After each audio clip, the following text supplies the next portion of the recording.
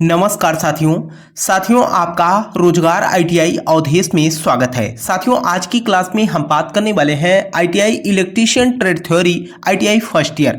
आपको मैं बता दूं साथियों, इसके पहले मैंने आपको जो है 2 क्लास कंप्लीट करा दिया है। आपको जो है प्लेलिस्ट में क्लास मिल जाएगी। साथ में आपको मैं बताना चाहूंगा साथियों, यहाँ पर जो है मैं आपको नीमी पैटर्न पे आधारित जितने भी प्रश्न है मेरे भाई एनसीबीटी बोर्ड की तरफ से सभी प्रश्नों को यहाँ पर मैं आपको हल करा रहा हूँ। इसके बाद आपको हम बीच बीच में साथियों प्रीवियस ईयर का पेपर भी आपको हम हल करा देंगे। साथ में आपको हम इस क्लास का जो है पीडीएफ आपको हम टेलीग्राम चैनल, कहने का मतलब नीमी पैटर्न पे आधारित जो पीडीएफ है मेरे भाई, आपको हम टेलीग्राम चैनल रोजगार आईटीआई अवधेश पे जो है आईटीआई फर्स्ट ईयर और आईटीआई सेकंड ईयर दोनों का पीडीएफ जो है मैं आपको टेलीग्राम चैनल पे अपलोड कर दूंगा। नमस्कार साथियों आपका रोजगार आईटीआई अवधेश में स्वागत है। साथियों आज की क्लास में हम बात करने वाले हैं आईटीआई इलेक्ट्रीशियन और आईटीआई फर्स्ट ईयर के जो भी स्टूडेंट हैं मेरे भाई, आप लोगों के लिए बहुत ही इंपॉर्टेंट क्लास है। आपको मैं बता दूं, इसके पहले भी मैंने आपको 2 क्लास कंप्लीट करा दिया है। यहाँ पर मैं आपको नीमी पैटर्न पे आधारित जो भी प्रश्न है मेरे भाई सभी को जो है यहाँ पर मैं आपको हल करा रहा हूँ। और जो है नीमी पैटर्न का पीडीएफ मेरे भाई आपको टेलीग्राम चैनल रोजगार आईटीआई अवधेश पे आपको मिल जाएगा। ठीक है, आपको मैं बता दूं साथियों, यहाँ पर जो है अगर आप नीमी पैटर्न पे आधारित प्रश्न को पढ़ लेते हो और प्रीवियस ईयर का पेपर पढ़ लेते हो मेरे भाई, तो एक भी प्रश्न आपके सीबीटी परीक्षा में मिस नहीं होगा। ठीक है, तो आइए साथियों क्लास को स्टार्ट करते हैं। और क्लास को स्टार्ट करने से पहले आप लोगों से एक छोटा सा निवेदन रहेगा कि जो भी साथी चैनल पे पहली बार हो चैनल को सब्सक्राइब कर लीजिएगा। साथ में अपने मित्र यार दोस्त के पास क्लास को शेयर कर देना ताकि उन्हें भी जो इंफॉर्मेशन मिल सके।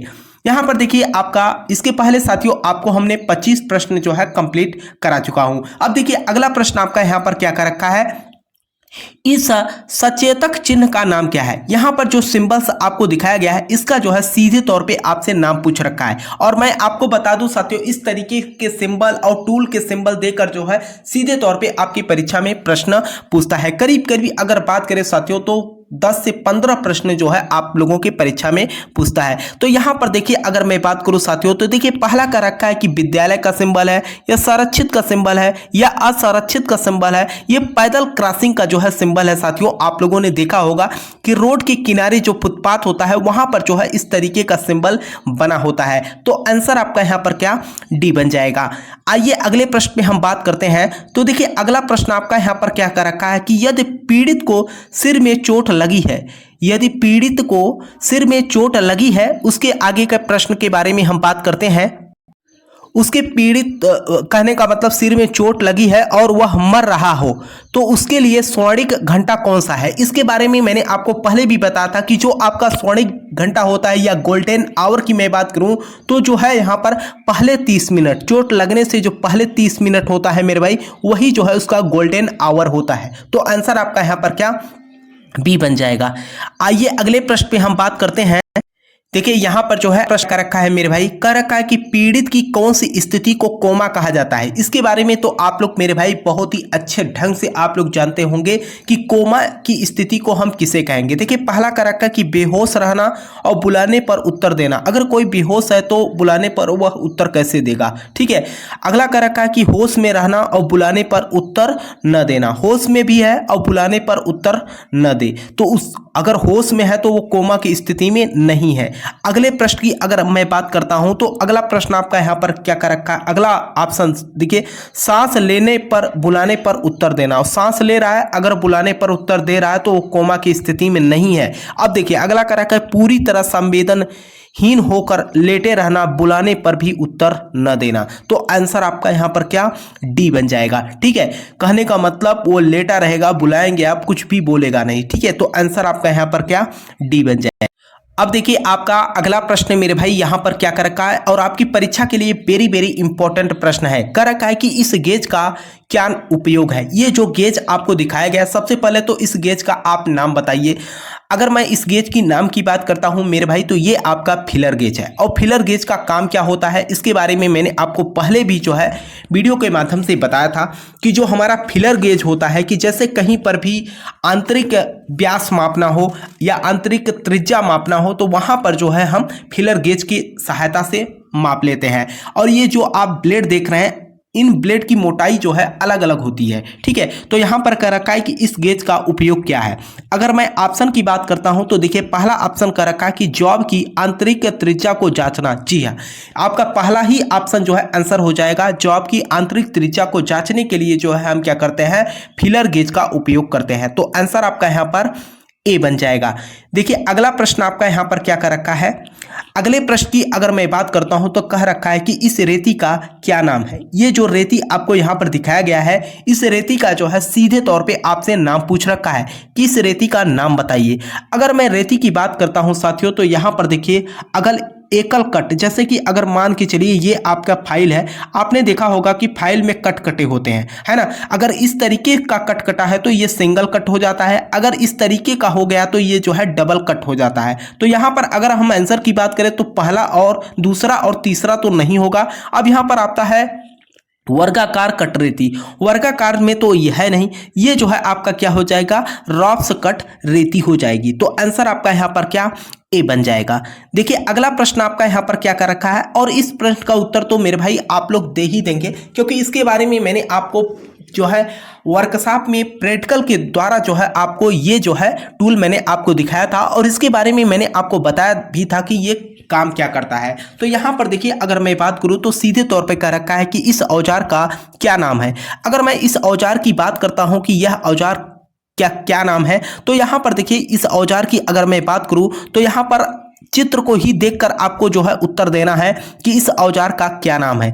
अगर हम बात करते हैं साथियों तो आपको भी अच्छे से पता है ये जो है आपका क्या करता है, सीधे तौर पे अगर हम देखें तो ये आपका क्या आंतरिक कैलिपर है। ठीक है, और ये जो है आंतरिक व्यास को जो है मापने के लिए जो है हम इसका उपयोग करते हैं, या आंतरिक मोटाई को मापने के लिए जो है हम इसका उपयोग करते हैं। तो यहाँ पर देखिए अगर मैं ऑप्शन की बात करता हूं, देखिए आपका ऑप्शन पहला कर रखा है डिवाइडर। डिवाइडर तो होगा नहीं।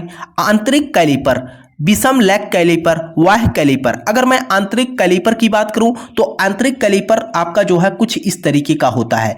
अगर यहां पर विषम लेग कैलिपर की बात करें तो एक जो है इसका लेग जो है सीधा होता है, दूसरा जो है यहां पर लगड़ा होता है। ठीक है, इस तरीके का, तो इसको जो है हम विषम लेग कैलिपर कहते हैं। लेकिन अगर हम बाह्य कैलिपर की बात करें तो बाह्य कैलिपर जो आपका होता है कुछ इस तरीके का होता है। ठीक है, कुछ इस तरीके का होता है जो कि यहाँ पर बाहरी व्यास को मापने के लिए और मोटाई मापने के लिए जो है उपयोग करते हैं। तो यहाँ पर अगर आप आंसर की बात करोगे तो ये आंसर आपका क्या हो जाएगा, आंतरिक कैलिपर हो जाएगा। अगले प्रश्न की अगर हम बात करते हैं तो देखिए अगला प्रश्न आपका कर रखा है कि लकड़ी में ट्विस्टिंग दोष का क्या कारण है। यहाँ पर लकड़ी में ट्विस्टिंग दोष का क्या कारण है ये जो है आपसे पूछ रखा है। तो यहाँ पर अगर हम बात करें तो यहाँ पर पहला कर रखा है कि दोषपूर्ण भंडारण के कारण, या असमान सिकुड़ने के कारण, गलत सीजनिंग के कारण, शाखाओं की वृद्धि में अनियमितता के कारण। तो यहाँ पर अगर बात किया जाए तो सीधे तौर पे अगर देखा जाए तो ये जो है असमान सिकुड़ने के कारण जो है क्या होता है, लकड़ी में ट्विस्टिंग दोष उत्पन्न होता है। तो आंसर आपका यहाँ पर क्या, बी बन जाएगा। देखिए अगला प्रश्न आपका यहाँ पर क्या कर रखा है। अगला प्रश्न आपसे कर रखा है कि मोटाइज छैनी का क्या उपयोग है। यहाँ पर अगर हम बात करें इस छैनी के बारे में, इसका उपयोग क्या है। देखिए अगर बात किया जाए तो देखिए पहला ऑप्शन आपका कर रखा है कि लकड़ी में सामान्य छैनीकरण करना होता है, या लकड़ी में आयताकार छेद करने के लिए, या लकड़ी को छीलना व फिनिश करने के लिए। अगली अगर हम बात करें तो लकड़ी में हल्का छैनीकरण तथा तेज किनारों की सफाई करने के लिए। तो यहाँ पर अगर सीधे तौर पे बात करें साथियों तो यहाँ पर जो है आपका आंसर आपका लकड़ी में आयताकार छेद बनाने के लिए जो है हम करते हैं। तो आंसर आपका यहाँ पर क्या, बी बन जाएगा। अगले प्रश्न पे अगर हम बात करें साथियों तो देखिए आपका अगला प्रश्न यहाँ पर क्या कर रखा है, कर रखा है कि सीट मेटल में तेज मोड़ हेतु किस प्रकार का स्टेक उपयोग किया जाता है। सीट मेटल में तेज मोड़ हेतु किस प्रकार का स्टेक का जो है उपयोग किया जाता है। तो यहाँ पर अगर बात करें वर्गाकार स्टेक का, या हैचक स्टेक का, या ब्लो हार्न स्टेक का, या बेबल एज वर्गाकार स्टेक का। तो यहाँ पर जो है हम क्या करते हैं, हैचक स्टेक का जो है उपयोग करते हैं। तो आंसर आपका यहाँ पर क्या, बी बन जाएगा। देखिए आपका अगला प्रश्न यहाँ पर क्या कर रखा है, अगर हम अगले प्रश्न की बात करते हैं, ये प्रश्न आपकी परीक्षा के लिए वेरी वेरी इंपॉर्टेंट प्रश्न है मेरे भाई। सीधे तौर पे कर रखा है कि किस प्रकार की ठंडी छेनी का उपयोग किनारों पर पदार्थों को वर्गाकार करने हेतु किया जाता है। किस प्रकार की ठंडी छेनी का उपयोग किनारों पर पदार्थों को वर्गाकार करने हेतु किया जाता है। जाली छेनी का हम उपयोग करते हैं, या आप जो है क्रॉस कट छेनी का उपयोग करेंगे, या अर्धवृत्ताकार छेनी का। इसमें जो है हम हीरा पॉइंट छेनी यानी कि डायमंड पॉइंट चीजल का हम उपयोग करते हैं। तो आंसर आपका यहाँ पर क्या, डी बन जाएगा। देखिए अगला प्रश्न साथियों आपका यहाँ पर क्या कर रखा है।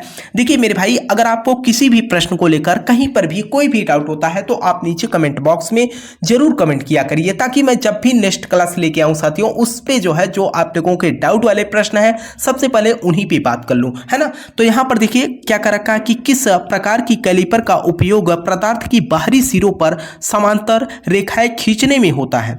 किस प्रकार के कैलिपर का प्रयोग पदार्थ के बाहरी सिरों पर समांतर रेखाएं खींचने में होता है। तो यहां पर जो है अगर मैं बात करूं तो आंतरिक कैलिपर में होता है, या जैनी कैलिपर में होता है, या वाह्य कैलिपर में होता है, या स्प्रिंग जोड़ कैलिपर में होता है। तो आपको मैंने बताया कि जो आपके जैनी कैलिपर होते हैं, एक जो है लेग इसका सीधा होता है, दूसरा आपका यहाँ पर टेढ़ा होता है। तो ये जो है आपका क्या करता है, कैलिपर के प्रयोग पदार्थ के बाहरी सिरों को जो है समांतर रेखाएं खींचने के लिए जो है हम किसका उपयोग करते हैं, जैनी कैलिपर का उपयोग करते हैं। तो आंसर आपका बी बन जाएगा। अगला प्रश्न देखिए आपका यहाँ पर क्या कर रखा है कि इस ड्रिल बीट का क्या नाम है। इस ड्रिल बीट का जो है आपसे सीधे तौर पे नाम पूछ रखा है कि इसका नाम क्या है, ये बताइए। आपको मैं बता दूं साथियों, आपने ड्रिलिंग मशीन तो देखा ही होगा, उसमें जो आपके ड्रिल बीट लगे होते हैं उसी के बारे में जो है आपसे यहाँ पर पूछ रखा है कि इसका जो है काम क्या है, ये क्या करता है, या इसका नाम क्या है ना। सीधे तौर पर अगर हम बात करें साथियों तो ये जो है सीधे तौर पर आपका क्या करता है, ड्रिलिंग करने का ही कार्य करता है। लेकिन अगर हम बात करें तो ये फ्लैट ड्रिल बीट है या टेपर सैंक बीट है। तो अगर मैं टेपर सैंक के बीट की बात करता हूं साथियों, तो जो इसका मेन एंड पॉइंट होता है ना, इसका पॉइंट होता है, ये थोड़ा सा क्या होता है, टेपर होता है, ठीक है। तो इसी टेपर होने के कारण ही इसका नाम क्या रख दिया गया, टेपर सैंक बीट रख दिया गया। तो आंसर आपका यहां पर क्या, बी बन जाएगा। देखिए आपका अगला प्रश्न यहां पर क्या कर रखा है। देखिए अगला प्रश्न आपसे यहां पर क्या कर रखा है कि सीट मेटल में सामान्य उपयोग हेतु किस प्रकार का स्टैक उपयोग किया जाता है। सीट मेटल में सामान्य उपयोग हेतु किस प्रकार का स्टैक का जो है उपयोग किया जाता है। तो यहाँ पर जो है स्टैक का जो है सीधे तौर पे आपसे नाम पूछ रखा है, किसमें जो है हम किस स्टैक का उपयोग करते हैं। ध्यान रखिएगा, सीट मेटल में सामान्य उपयोग हेतु किस प्रकार का स्टैक का उपयोग करते हैं, वर्गाकार स्टैक का, या हैचेट स्टैक का, या ब्लो हॉर्न स्टैक का, या बेबल एज वर्गाकार स्टैक का। तो यहाँ पर अगर हम बात करें तो सीधे तौर पे यहाँ पर जो है हम क्या करते हैं, वर्गाकार स्टैक का जो है हम उपयोग करते हैं। तो आंसर आपका यहाँ पर ए बन जाएगा, ठीक है। अगर मैं बात करूं साथियों तो आज की क्लास यहीं तक रखते हैं, ठीक है, क्योंकि ये तीसरा क्लास है। आपको मैं बता दूं यहां पर ज्यादा प्रश्न मैं इसलिए नहीं करा रहा हूं साथियों, ठीक है, ताकि थोड़े ही प्रश्न करें, उसको जो है एक्सप्लेन के साथ करें, ठीक है। तो यहाँ पर आपको मैंने कंप्लीटली अगर बात करूं साथियों तो टोटल यहाँ पर 14 से 15 प्रश्न आपको यहाँ पर हमने इस क्लास में हल कराया, ठीक है। और मुझे उम्मीद है साथियों कि आप लोगों को क्लास समझ में आई होगी। किसी भी प्रश्न को लेकर मेरे भाई अगर कोई भी डाउट हो तो आप नीचे कमेंट बॉक्स में कमेंट कर दीजिएगा, और साथ में अपने मित्र यार दोस्त के पास क्लास को शेयर भी कर देना, ताकि वे भी जो है क्लास से जुड़कर अपनी पढ़ाई कर सके। दूसरी बात जो है, आपको नीमी पैटर्न का PDF मेरे भाई टेलीग्राम चैनल रोजगार ITI अवधेश पे मिल जाएगा। आप लोग टेलीग्राम चैनल जो है ज्वाइन कर लीजिएगा। प्रीवियस ईयर का पेपर, नीमी पैटर्न PDF आपको सब जो है वहां पर मिल जाएगा, ठीक है। तब तक के लिए साथियों आपसे मिलते हैं नेक्स्ट क्लास में। तब तक के लिए जय हिंद, जय भारत।